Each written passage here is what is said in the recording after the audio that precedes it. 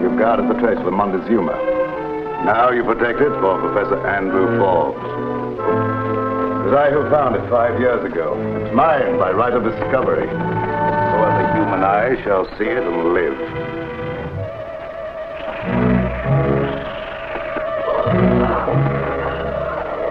You want it, don't you? You're proud of your plumage, aren't you?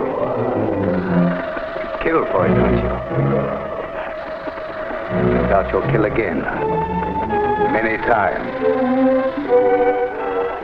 Foolish people who send one think I'm only a poor, eccentric archaeologist. They don't know how rich I am, or how smart. If they were to see you now, they would think you were some monstrous leftover from the prehistoric age. They wouldn't believe that you were Quetzalcoatl, the feathered serpent god.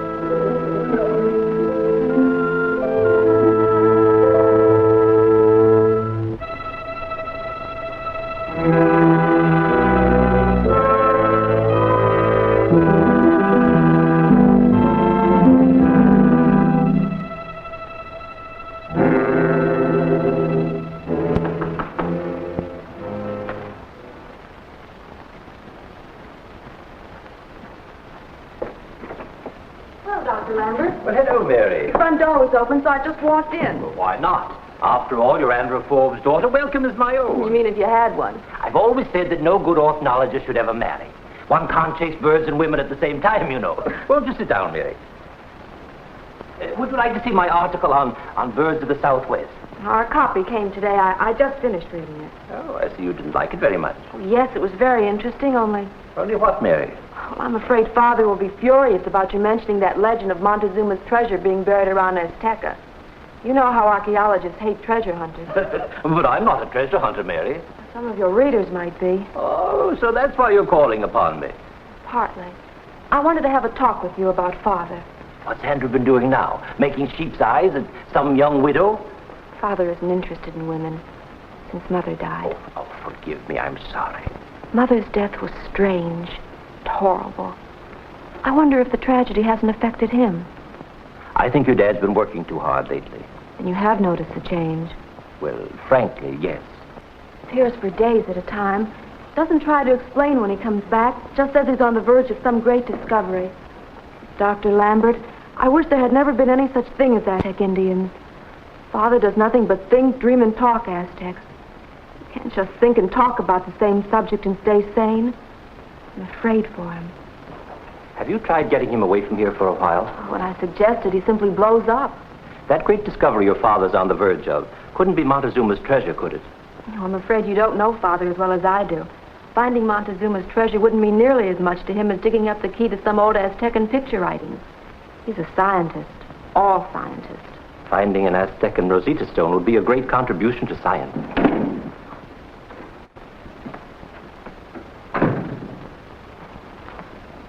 Lambert, I want to talk to you. Hello, Father. When did you get back? What is this foolishness?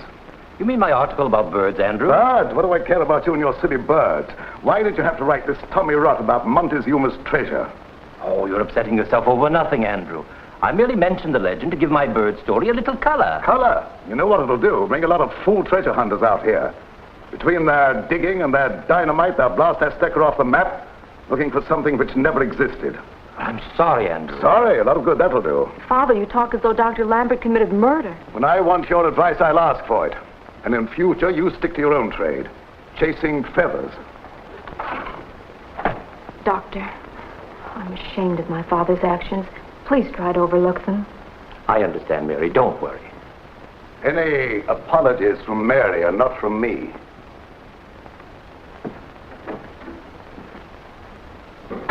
See why I'm so worried about him. His nerves are completely shot. Isn't there something we can do to help him? Well, he might snap out of it if we could divert his mind into another channel. Yes, but how? I don't know. It's going to be very difficult. If we could only get him interested in something else. Pretty, isn't it? Yes. I've never seen a feather like this before.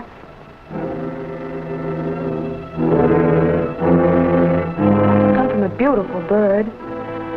Not a bird. It's a creature. Where did you find this, Mary? Oh, on the floor. Why? Is it something special? Special? I'll say it's special. Why, there are only 3 known specimens like this in the entire world. 2 are in museums in Mexico City, and the 3rd is in Don Gonzalez's private collection in Honduras. Then it must be valuable. Oh, it would bring a high price at any museum. But it's not the money I'm interested in, Mary. As a scientist, I'm interested in the creature itself. There's just a chance that one may have survived down through the ages and is about here somewhere. If it is, I must find it. Doctor, you keep saying creature. You mean bird, don't you? The scientific theory is that the thing was half bird and half reptile, lived on blood. How can they tell that from just a feather? We've certain scientific facts to substantiate it. Each of the other 3 feathers was found clutched in the hand of a dead man, whose throat had been torn open, jugular vein severed. Sounds like a vampire tale. If there are such things as human vampires, they wouldn't have feathers. And a vampire bat doesn't have feathers either. Certain species of that bird are flesh eaters, have a taste for blood. Say, maybe I've got something. The Aztec god Quetzalcoatl was pictured as a feathered serpent. The priest who invented a god like that could have seen some prehistoric monster. Why, Mary, you're ill. Come sit down, dear. My mother. You remember, don't you, Doctor? Yes. Then there is such a creature around here. Well, there could be. No, you better rest a little longer, dear. No, I'm all right. I'm worried about Father. The thing might kill him, too. I've got to go and warn him before it goes to Azteca. Yes, by all means do. But I don't think he'll take any stock in it. I'll drive you home in my car, Mary. Please, no. I'd rather wait until Father cools off before you try to talk to him. All right. But I've got to go to Azteca to talk to Superintendent Hastings. He has brought me unusual feathers before, and it's just possible he may have left this for me while I was out. Perhaps he did. Goodbye, Doctor. Goodbye, Mary. Family friend. You weren't very nice to him. He wrote stuff that will bring a pack of greedy treasure seekers around here, which will interfere with my work. He didn't mean to offend you. He just thought perhaps there's some sort of prehistoric creature out there where you're working. Well, what makes him think so? Well, I know you'll think it foolish, but I found a very peculiar-looking feather this afternoon. You found a feather? What kind of feather? What did it look like? It looks like it might come from some rare bird, only the doctor said it didn't. Where is it? Well, Dr. Lambert has it. I found it on the floor of his study, and he thought perhaps Mr. Hastings left it for him when he was out. He thinks it might be from some prehistoric creature, a sort of flying monster that somehow managed to survive. Doc better take a vacation. He'll be getting a nervous breakdown. Then you will tell him you're sorry? If it will make you any happier, I'll stop by and apologize right now. Oh, he isn't there now. He rushed right out to Esteca to show the feather to Mr. Hastings. Oh, you'd better not wait supper for me, dear. I may be late. Goodbye.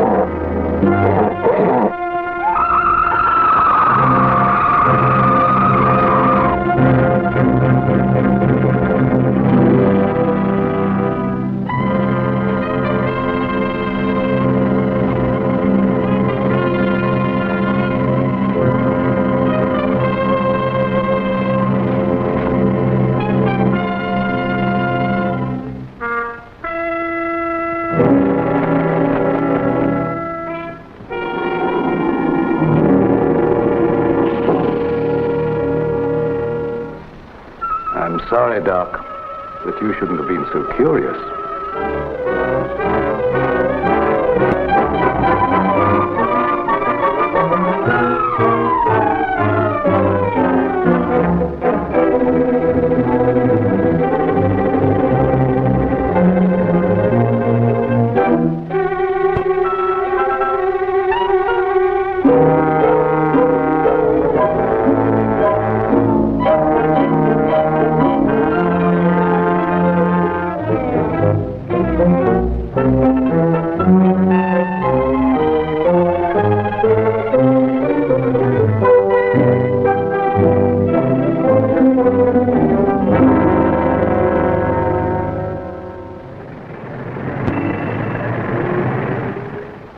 a pioneer in radio entertainment, Radio Network XOR is undertaking to bring to its listeners first-hand information of a factual mystery thriller. Press and radio during the last 24 hours have given much space and time to accounts of the strange and mysterious death of Dr. John Lambert, one of America's foremost ornithologists, whose body was discovered last Thursday night near the Azteca National Monument, a few miles from the little city of San Juan, New Mexico. Richard Thorpe, who has written many of the mystery yarns recently broadcast by XOR here in New York, has been engaged by this network to fly out to New Mexico to solve this strangest of crimes. He will broadcast daily as he progresses toward the murder solution. Mr. Thorpe, who is here in the studio, will give you an idea of his plans. I now present Richard Thorpe. Ladies and gentlemen of our listening audience, good evening. Today, when I was talking casually with Mr. Hanson, New York news editor of XOR, our conversation naturally drifted to the subject uppermost in the minds of all mystery fans. Who or what killed Dr. John Lambert and drained the blood from his body? Was this bizarre act done for the purpose of baffling the authorities? Was the crime committed by some mad mortician who was acquainted with the use of embalming instruments? Or was Lambert a victim of some strange prehistoric bird or animal? Stranger still, do vampire monsters exist today? Many of the legends of human vampires existing in the dark corners of the earth, the werewolf of the Russian steppes and the Carpathian mountains of Transylvania, also the were-tigers of the Burmese jungles and the cat people of the Near East. Explorers tell us of strange people with strange tribal rites. Devil worshippers exist today not only in remote jungles, but actually live in European cultural spots. Oh, but Father, I wanted to hear what Dick Thorpe had to say about Dr. Lambert's death. I've read lots of his mystery stories and... First thing you know, you'll be believing in werewolves and devil worshippers. Then you were listening.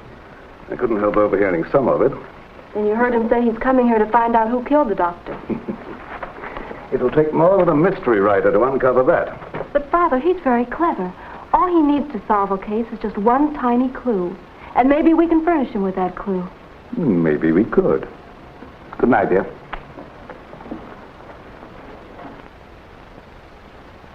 Be sure and tune in day after tomorrow morning at 10 o'clock for Richard Thorpe's initial broadcast from San Juan, New Mexico.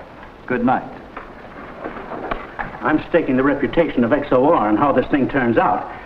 And I don't mind saying I'm uneasy about it. Don't forget I'm doing a little staking myself. What about my reputation? Are you going to work alone on the case, Mr. Thorpe?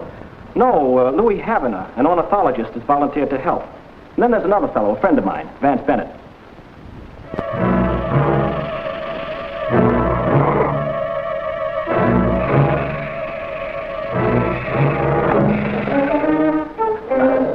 Here's your clue, Mr. Thorpe.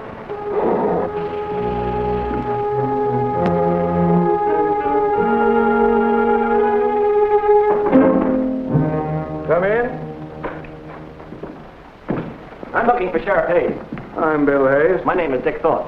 Oh, yes, I heard you yesterday on the radio. And this is Jerry Jones, my radio broadcast technician. Just call me Jonesy, Sheriff. Hey, what is that, a hand or steel trap? It depends on the occasion. Professor Louis Havana, an ornithologist. Glad to know you, Sheriff. Thanks. We just flew in from New York on the Lambert case. Yes, I heard that, too, on the radio. Are you going to solve the murder today, or are you going to take a couple of days? Well, Sheriff, I'd say that depends on you a good deal. Nice of you to let me plug along in my humble way. I thought maybe you might be going to clean up the case before I could get started. Say, Sheriff, haven't you heard him on the radio solving those mysteries? Yeah, knows who the criminal is beforehand. Yeah. Hey, I hadn't thought about that. His stuff is pretty cleverly done. It's amusing for radio listeners, but this isn't the radio. Well, you know, Sheriff, I plan to put it on the radio. If you think I'm going to furnish clues so the killer can Nothing listen in... broadcast without your okay, Sheriff. I'll see to that. Well, so long, sir. Hold on. Network XOR now takes you to the little city of San Juan, New Mexico, where Richard Thorpe, famous author of mystery stories, will broadcast the first step in his effort to solve the mystery of who or what killed Dr. John Lambert. At this moment, the inquest is opening.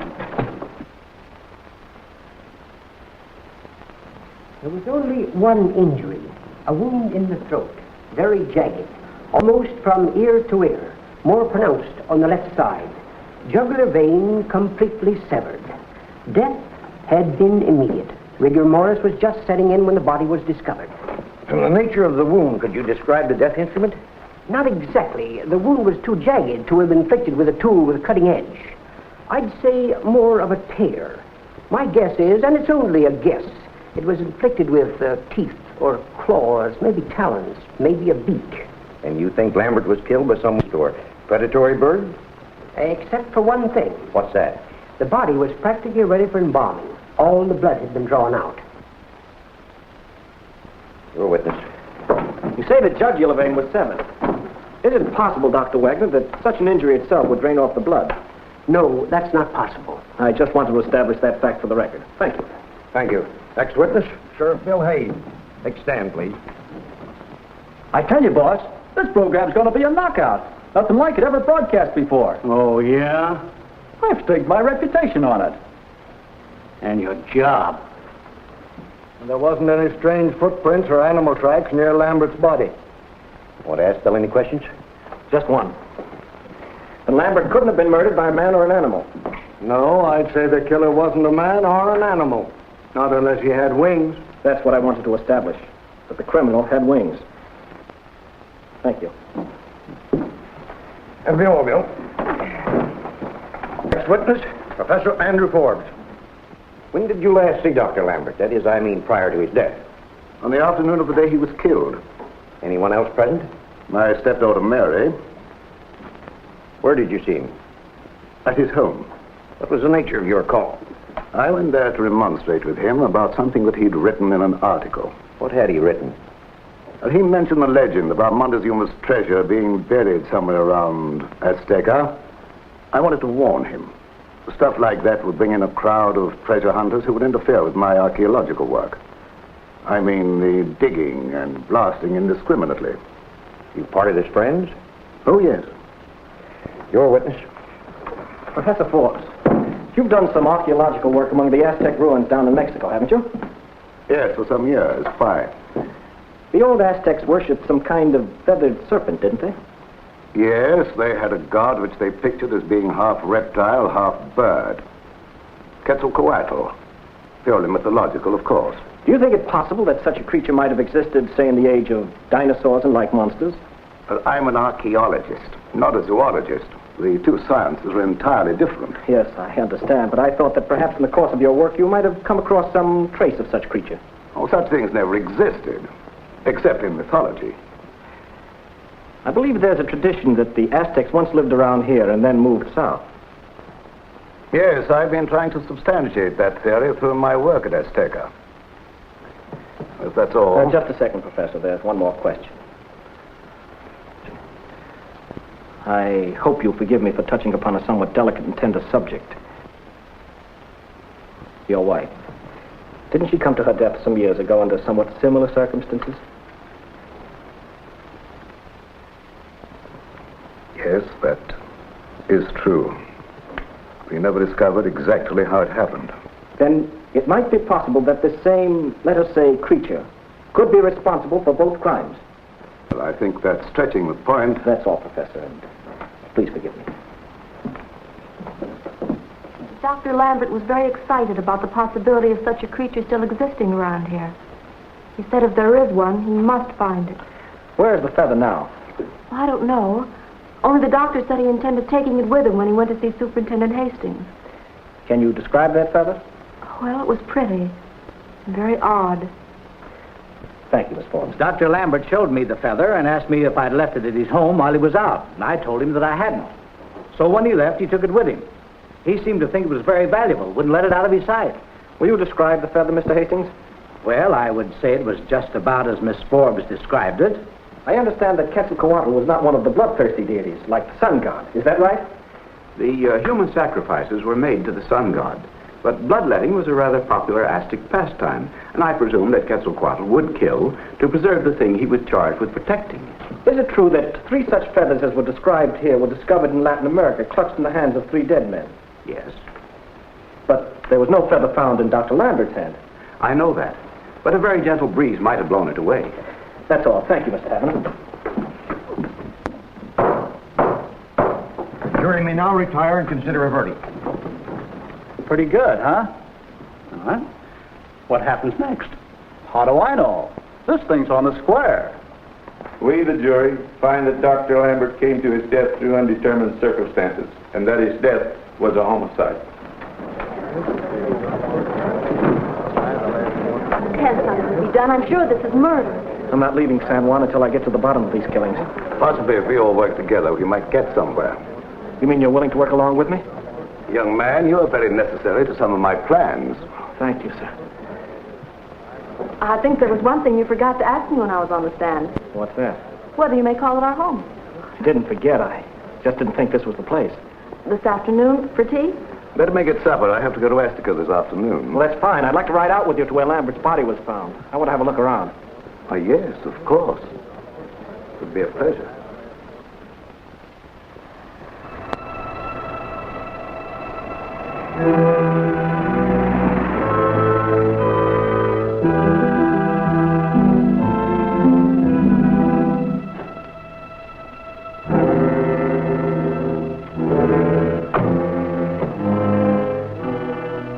Dr. Lambert was found lying on his back about here. There's no blood. It's impossible the ground could have drained it off. Oh, no. We had a chemical analysis made of the soil. Do you remember the direction of the wind? There wasn't much wind that day. This time of the year, what little wind there is comes from over here.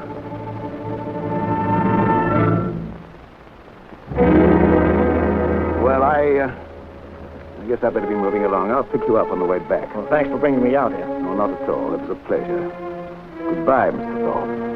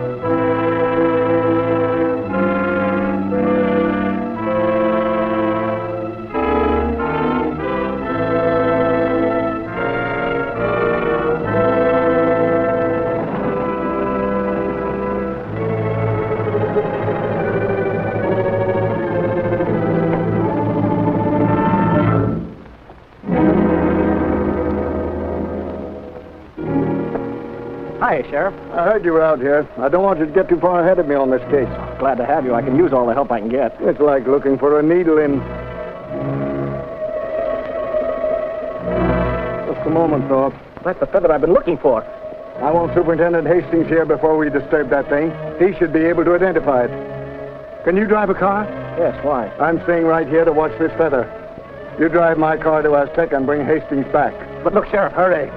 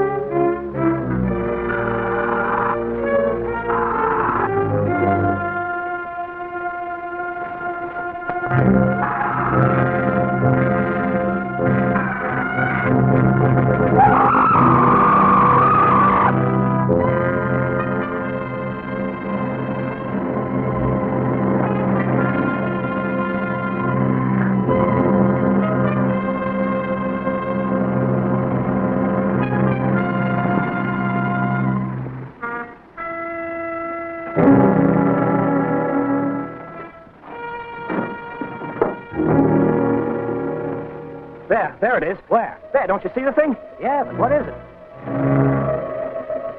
I'm not sure. I never saw anything like that before. I guess nobody else ever did and lived to tell it. Sheriff! Sheriff! Sheriff, Bill! Bill Hayes! Maybe he got tired waiting. No, he wouldn't leave here. Sheriff! Sheriff Hayes! Hey, look!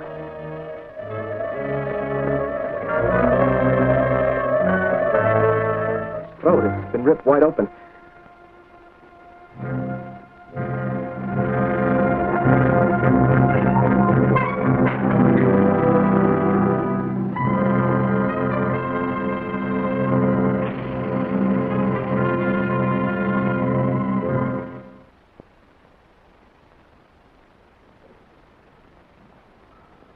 Hello. I'd like to speak with Mary, if I may. Who is this? Well, Thorpe. Oh, hello, Thorpe. Too bad about Sheriff Hayes. Yes, you were very lucky. It might have been you. Yeah, I guess I was pretty lucky at that. Mind if I speak with Mary, Mr. Forbes?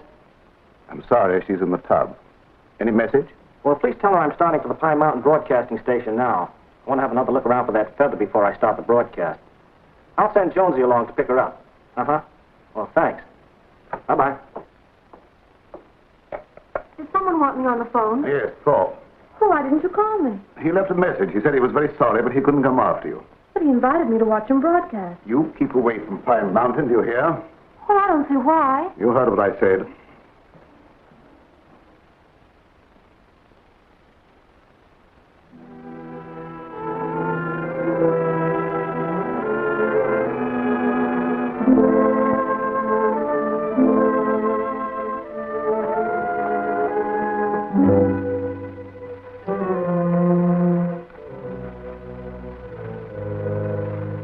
Cabinet, look! Here it is.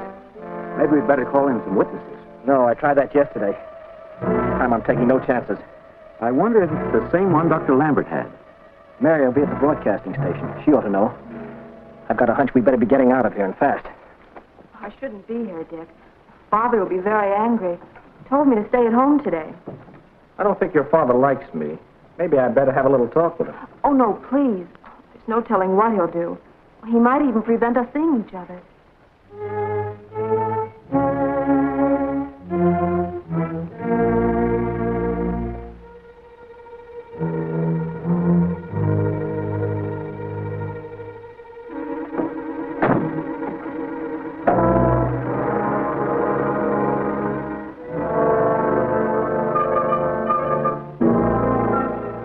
Certainly resembles a feather from the meat-eating species of the bird of paradise. Yet it's somewhat different. Well, it looks like the one Dr. Lambert had, but at the time I thought the other one was larger. Well, is it the same kind? Oh, yes. But I don't think it's the same one that Sheriff Hayes was guarding when he was killed. Does that tell you anything? It's from the same creature, but a different feather. That's a clue, all right. Better get set. We're hooked up at XOR. Be right with you. Oh, Dick. May I come in while you're broadcasting? Well, if you're very quiet, I'll leave the door open a little and you could peek. How's that? Well.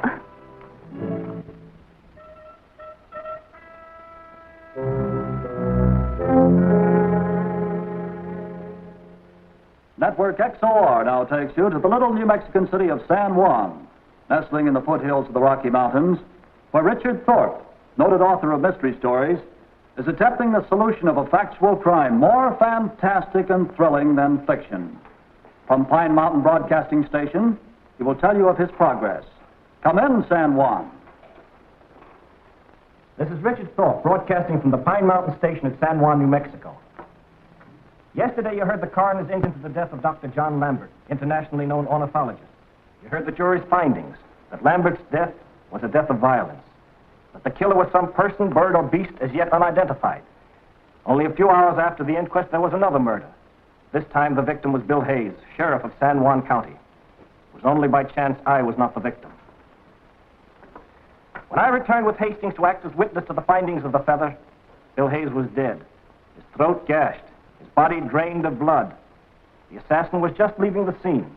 As I had surmised, it was some sort of horrible creature, a leftover from a far distant age. I don't expect many of you who are listening in to believe a word of what I am saying when I describe this flying monster. Were I in your place, I wouldn't believe it. The other networks will laugh us off the air. Keep your shirt on. Thorpe wouldn't pull a fake. The head appeared dragon-like, the wings feathered, a long reptilian tail trailing behind it as it flew through the sky. It is my opinion that only 3 people have seen this monstrous creature and lived. These are Mr. Hastings, myself, and the human fiend who has sufficient control over this monster to use it as his instrument of murder. Of course, you'll want to know how I arrived at this conclusion. The reason I can't reveal the clue I'm working on is obvious. I don't want to put this man on his guard.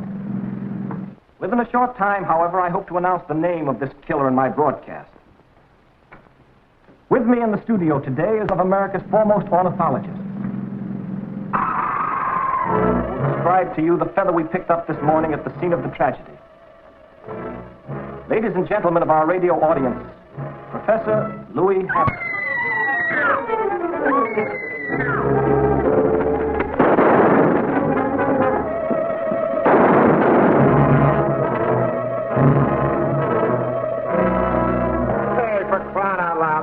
Stuff in my script. Are we still on the air? Yeah, I forgot to turn it off. Well, call the police. We've had another murder. Sure.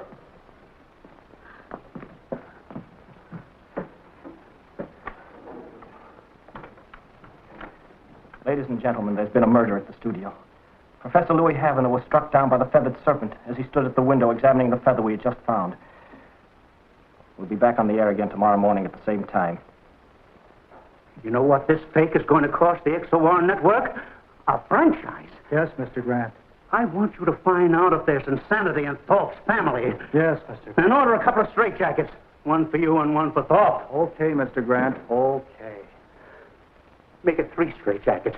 I must have been nuts myself when I hired the pair of you. All San Juan is asking, where will the flying death strike next? Who will be the victim? What is back of all these mysterious and fantastic murders? Early today, a double inquest was held over the bodies of Sheriff Hayes and Professor Havener, newest victim of the monster. I see Mr. Hastings is in the crowd. I'd like to ask him a few questions. Mr. Hastings, you were with me the day that Sheriff Hayes was killed. Why, yes. Did you see some kind of flying monster? I certainly did. Will you describe it to our radio audience?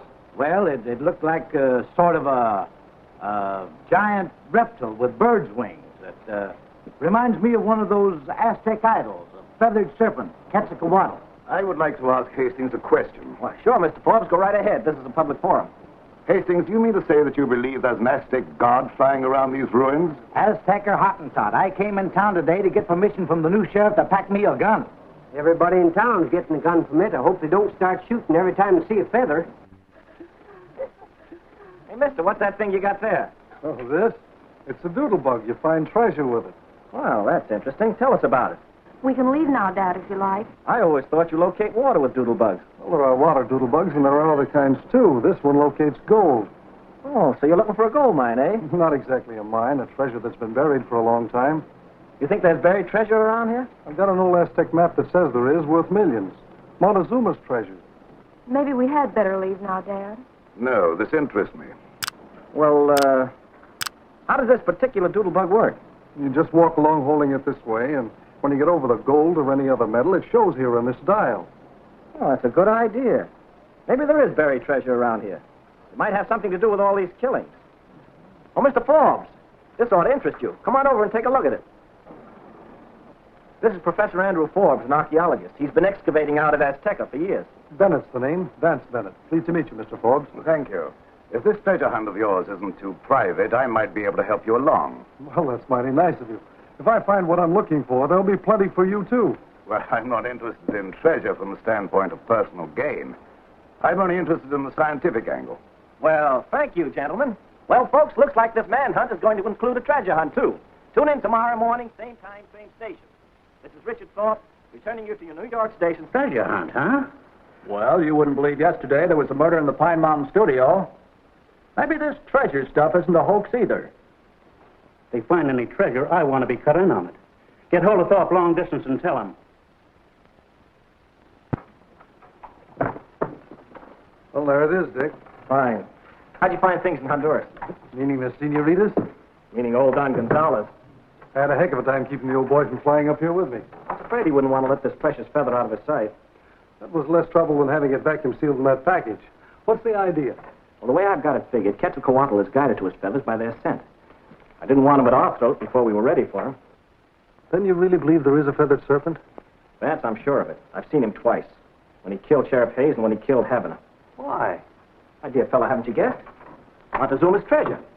Montezuma's treasure. Say, are you kidding?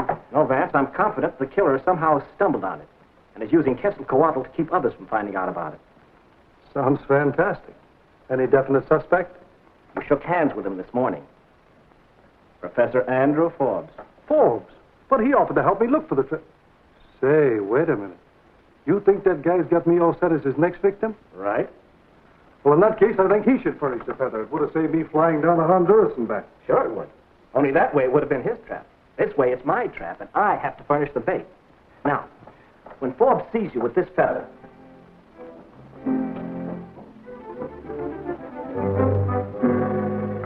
This is the spot according to the map, but I don't get any reaction. I've got another place in mind further over toward Azteca. I agree with your map. This is the logical place. Yeah, I guess you're right. We'd better stick around where the map says it is. Hey, look at this. Where did you get that? Picked it up down there. Pretty, isn't it? Looks like a very rare feather. Maybe it's a good luck piece. You'd better keep it. Yeah, I'll do that. Well, I'll be seeing you. Goodbye, Bennett. Goodbye, and thanks.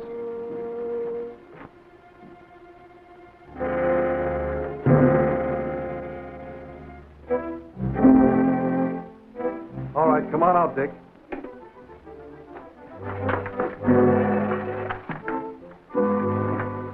How's it going, kid? Just as you said it, Woody. Hightailed it to release Quetzalcoatl. Good. Get in there. I'm going to follow him. Look, don't get nervous if you see the thing and try to kill it. Okay.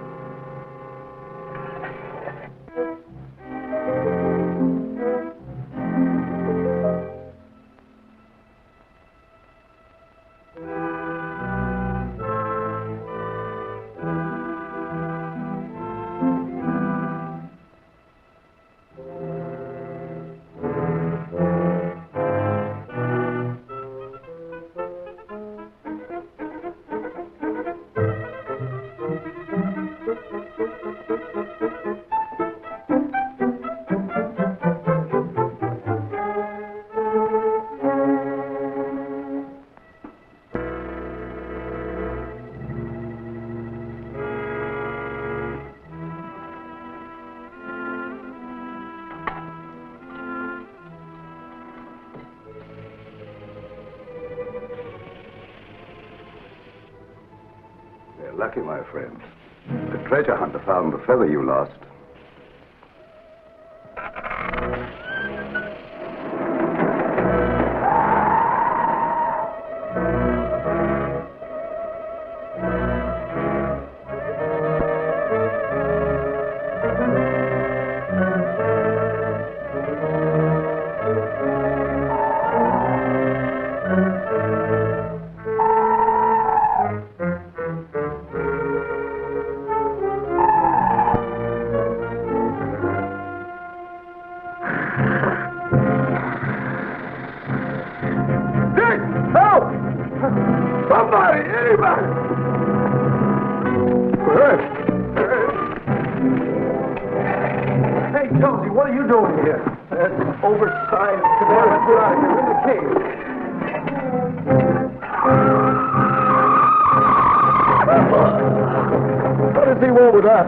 After this feather. Well, let him have it.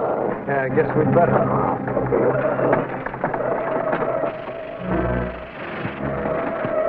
Did you see him pick up that feather? Yeah. Boy, that was a narrow escape. Yeah, let's get out of here.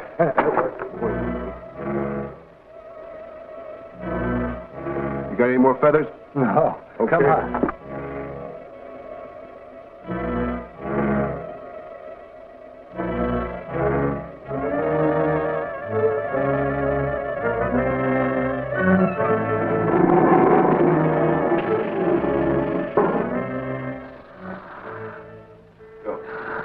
That's the last of you and your fool doodlebug, Mr. Bennett.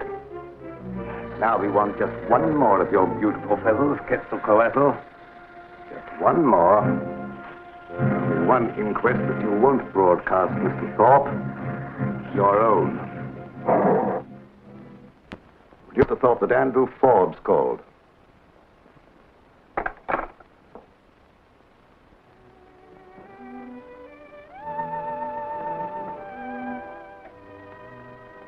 Where did you get that? The floor in your bedroom. You must have dropped it there. Yes, I found it yesterday out at the ruins. I was just phoning Thorpe to tell him about it. I thought you didn't believe in any feathered serpent. I don't, but if it will help that young fellow's broadcast any, I'll give it to him. Father, with you working out there at Azteca and staying away for days at a time, well, I'm afraid people are beginning to connect you in some way with these murders. Who gave you those ideas, Thorpe? No, I've been doing a lot of thinking lately. I know other people can think, too. And what have you been thinking? Whatever that creature is, it killed my mother. But Mary, how could I have anything to do with that? You know I loved your mother. Why, you don't think... Then it killed Dr. Lambert and Sheriff Hayes and Mr. Havener. And always, in some way, there's been one of these feathers connected with the killings. But Mary, how could I have anything to do with the killings or with the feathers? I know you've never liked to talk about Mother's death, so I've tried not to mention it. I remember she had one of those feathers, and she told me you'd given it to her. She thought it was pretty. She asked me for it. In a mysterious way, one of these feathers showed up in Dr. Lambert's study, after you insulted him for mentioning Montezuma's treasure. That's right, my dear. Get everything off your mind. Oh, that's all. Oh, with you staying away for days at a time and no explanations, well, I'm sorry, but you act as though you're hiding something. Well, I may as well tell you. I am hiding something, but I don't want anyone to know about it until I'm sure I've discovered the key to the Aztec written language. Oh, so that's what it is. If you want me to prove it, I'll take you out there and show you. But you must promise me not to mention it yet. I'm so glad I was mistaken. You know, I've never thought of you as a stepfather. And I've always loved you as my own daughter. Now, get ready, dear. I'm taking you out to see my discovery. Well, that isn't necessary. I believe you. I think you should know all about it in case anything happens to me. Well, all right. If it'll please you, I'll be ready in a minute.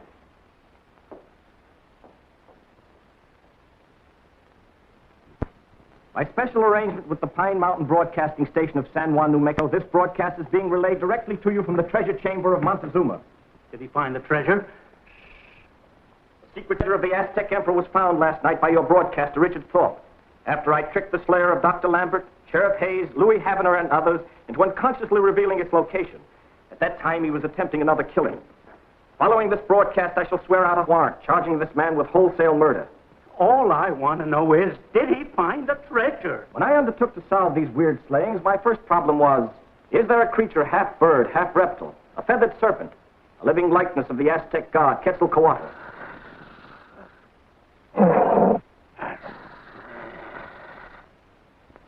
This very moment, the feathered serpent crouches before me on an ancient Aztec altar, behind a protective cage of steel. The man who directed this bloodthirsty serpent against the throats of others took no chance with his own jugular vein. You heard its cry then. Possibly it wants to be off in search of another victim. Perhaps you'd like to know how the human murderer inspired his instrument of murder to seek out his victim and destroy him. All I want to know is, did he or didn't Thorpe find the treasure? I can tell you how it was done, but I'm baffled as to how the murderer learned it could be done. In some way, he found out the monster is extremely proud of its beautiful feathers. Will kill anyone who happens to possess one of them. The man's distorted mind was quick to seize upon the simple process of planting one of Quetzalcoatl's feathers on the intended victim. Boy, oh boy, what a broadcast this is. It'll knock 'em dead. Hey, something's gone wrong. This isn't coming through the way it ought to. You better go down and tell the boss he's talking into a dead mic.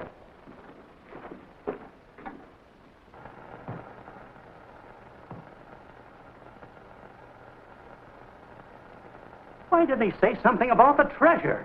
Thorpe's business is solving murders, not hunting treasure. If I could get my hands on his throat, there'd be another murder.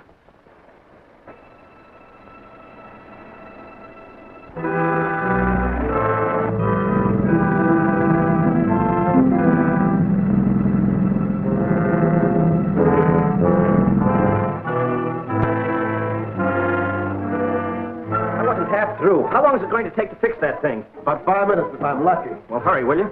Doing the best I can.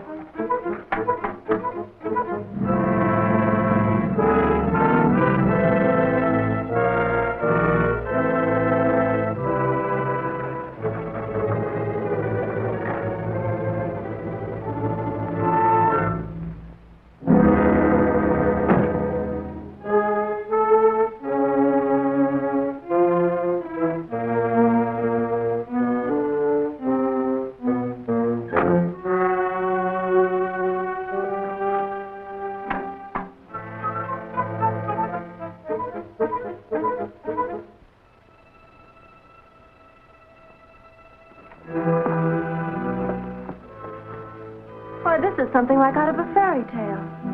You must be careful, dear. It's dark in here.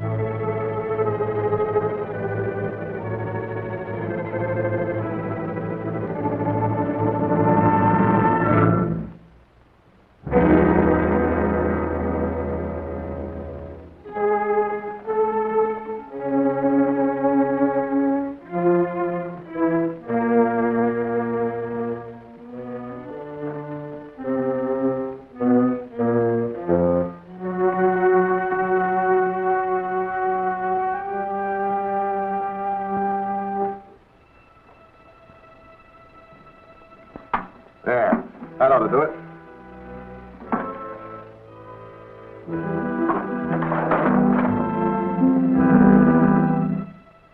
Montezuma's treasure. Montezuma's treasure? Beautiful.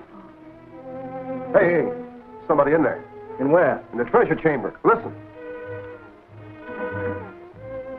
And what are in all those chests? Gold, diamonds, emeralds. The richest treasure in the world. Why do you keep it hidden? Because it's mine. Mine, do you hear? All mine. I'm the richest man in the world. The richest treasure in the world. It's mine. Forbes, he's got Mary in there with him. Showing off his treasure, huh? He's mad. He'll kill her. Keep that thing going. Yeah.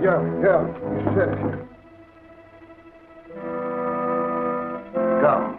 I'll show you something else.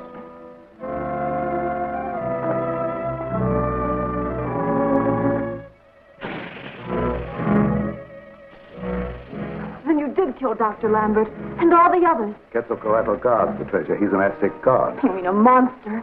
And you're a murderer. You sent that thing to kill my mother. No, but that's how I learned he would kill to get his feathers back. You see, my dear, when one stumbles too close to my secret, it's dangerous to let him live. I'm sorry it has to be this way.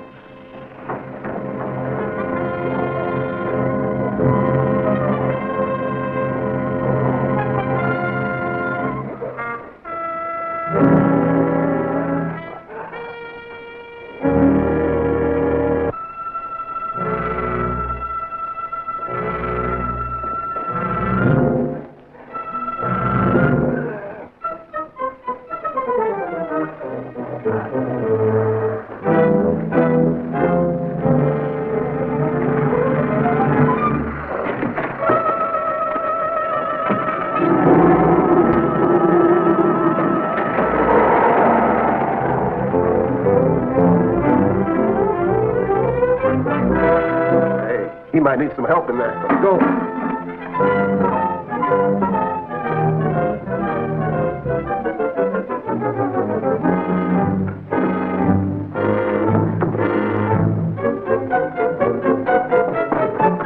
Which way Forbes go? I don't know. There he goes. Stay here.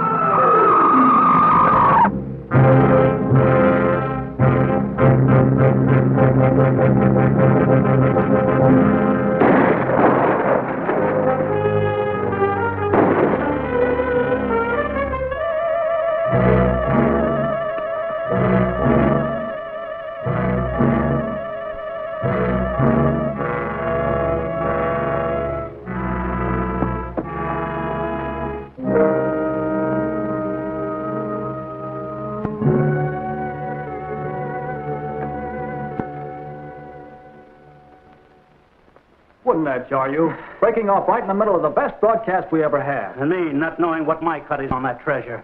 What's happened? Oh, don't be sore, boss, but I forgot to phone Forbes. God. Ladies and gentlemen, the case of the mysterious death of Lambert is closed. As his final victim, the feathered serpent has just claimed his own master, Professor Andrew Forbes. Some broadcast. I'm sorry, dear, it had to turn out like this. It was the only way. Mary, we're never going to think of any of these things again. We're getting away from here. Careful, boss. That Mike's alive. Huh? Okay, Jonesy, take it easy. Mary and I don't mind telling the world that from now on, this radio team is going to be Mr. and Mrs. Thorpe. This'll run our Crosby pole way up. Up. Up's not the way you're going. What was that for, boss? That was for not phoning Thorpe to cut me in on that treasure.